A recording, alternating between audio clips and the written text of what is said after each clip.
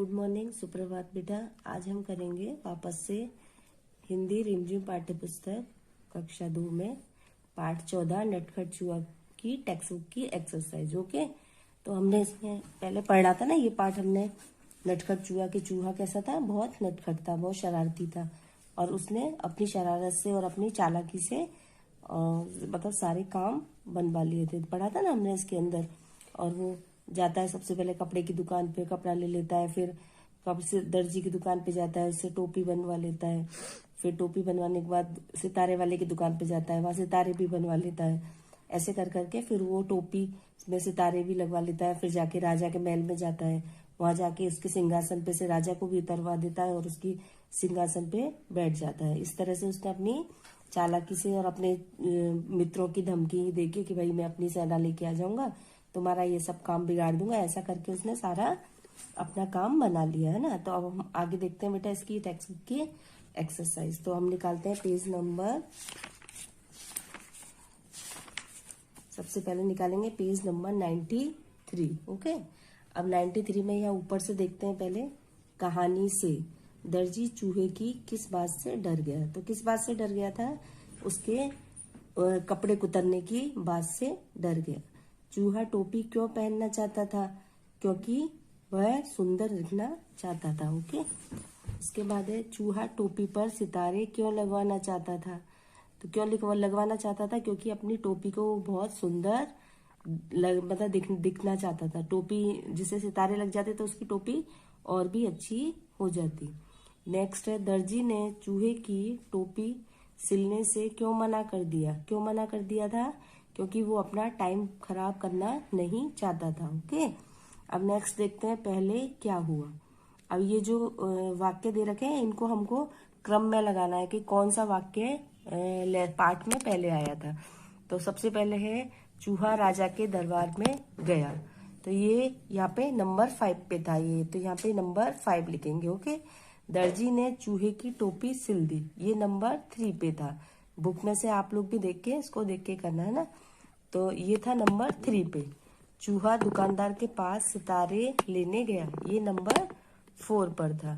चूहे को रेशमी कपड़े की कतरन मिली, ये नंबर 2 पर था। चूहा सिंहासन पर बैठ गया, ये नंबर 6 पे था।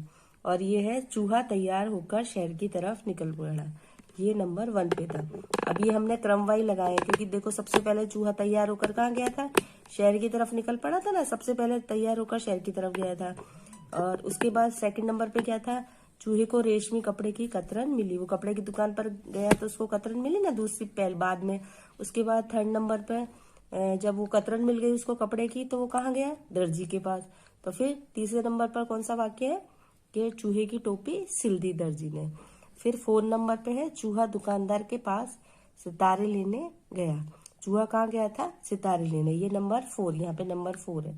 उसके बाद है चूहा राजा के दरबार में गया, जब उसकी टोपी अच्छे से सितारे भी लग गए, बन गई, तो कहाँ गया था, दरबार में गया था राजा के, तो ये नंबर 5 पे। ओके, उसके बाद है चूहा सिंहासन पर बैठ गया, और लास्ट में कहाँ गया था चूहा, राजा के दरबार में, तो फिर कहाँ बैठ गया था वो, राजा के सिंहासन पर। ओके, अब नीचे नेक्स्ट देखते हैं, तुम्हारी समझ से बारिश के मौसम में ऐसा क्या होता है जिससे चूहा अपने बिल में से निकल नहीं पाया होगा। क्या होता है, पूरा गीला गीला हो जाता है, तो बारिश में तो हम लोग भी अपने घर से नहीं निकलते ना, तो इसी तरह से चूहा भी अपने बिल से नहीं निकला।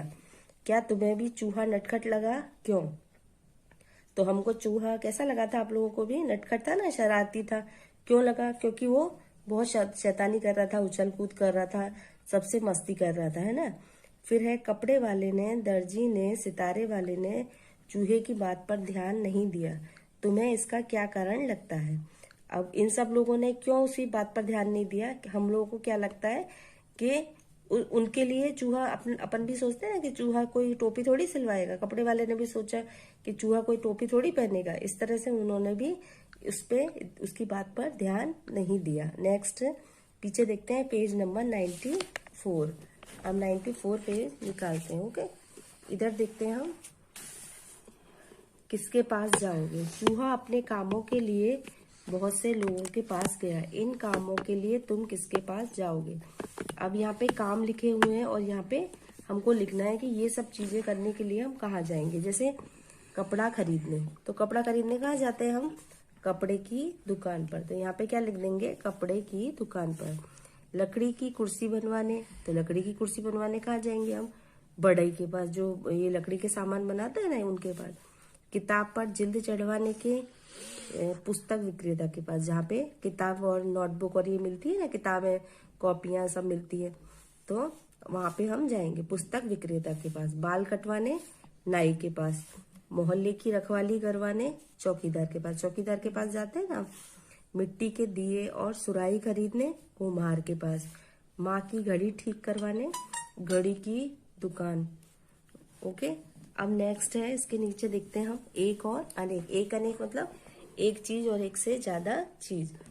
अब यहाँ पे खाली जगह में हमको बनना है, और यहाँ पे दे रखा है एक शब्द, उसका हमको एक में अनेक में उसको बदलना है, एक से बहुवचन में बदलना है।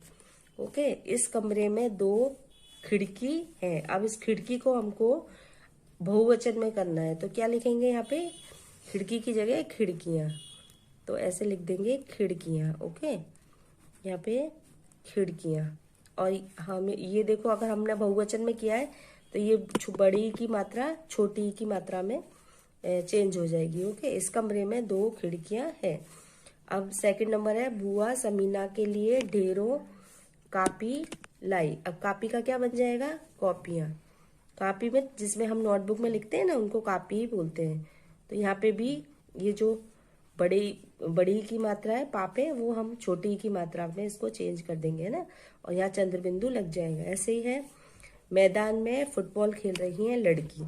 अब तो यहाँ पे क्या हो जाएगा? बहुवचन में लड़कियां, तो यहाँ पे लड़कियां लिखेंगे।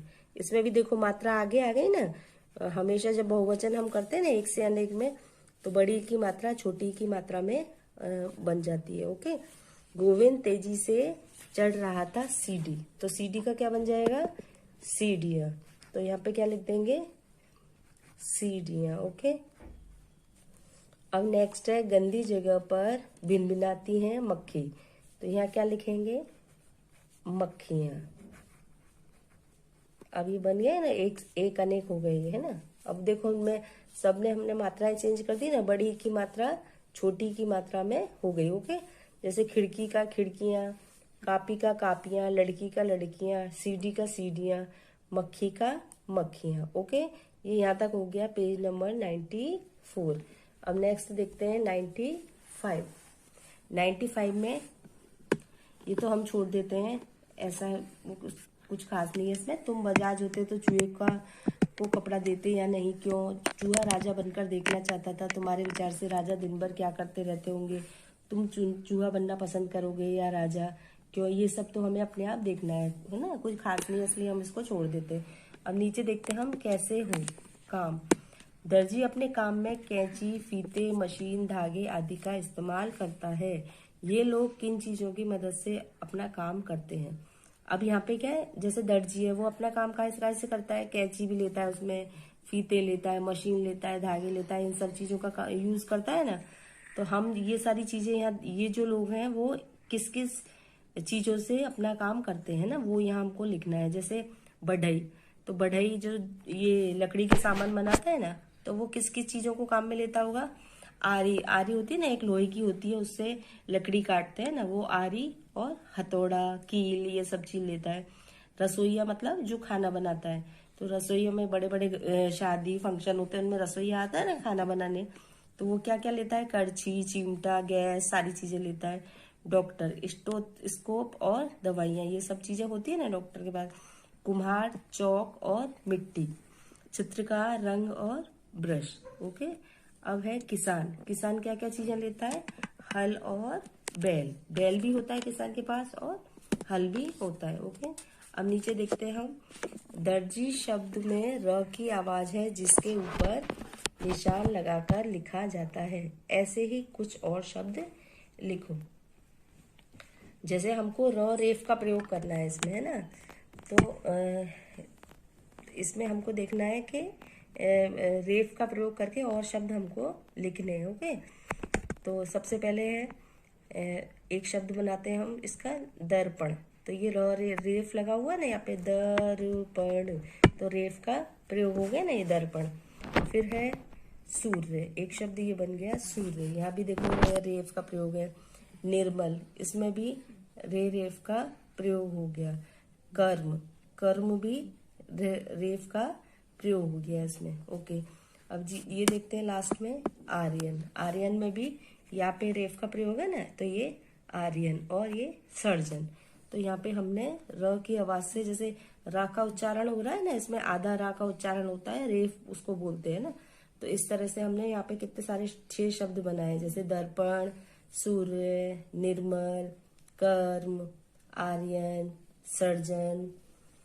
ओके, का इसके टेक्स्ट बुक की एक्सरसाइज हमारी कंप्लीट हो गई। अब हम आगे का लेसन, जो लेसन रह गए ना हमारे, उन लेसनों का अभ्यास नेक्स्ट वीडियो में मैं आप लोगों को कराऊंगी। आई होप आप भी अच्छे से इसको अच्छी हैंड राइटिंग में लिख के इसका अभ्यास करना। और हमें अब PT2 की तैयारी करनी है ना, उसके लिए हम करेंगे। थैंक यू बेटा, टेक केयर, बाय।